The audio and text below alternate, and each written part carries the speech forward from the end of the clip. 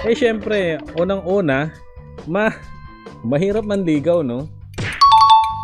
Kokonti lang yung mga the few and the proud na magagaling, alam mo yun, komportable sila sa opposite sex. What I mean is, madali silang maka-adapt, madali silang makipag-usap, madali silang gumalaw sa babae.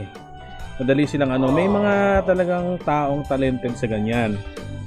Parang sa paggigitara lang, parang sa pagbibisikleta, or parang sa pagkanta. Mayroon ring mga tao na ang talent nila is magkaroon ng comfortability sa opposite sex. Yun nga is sa babae. Alam mo, lalaki ako, mas madali akong makipag-usap o halubilo sa mga babae. So yun, may talent, meron talagang may talent na ganun. So ang sa akin naman, para magkaroon ka ng chance, fighting chance, para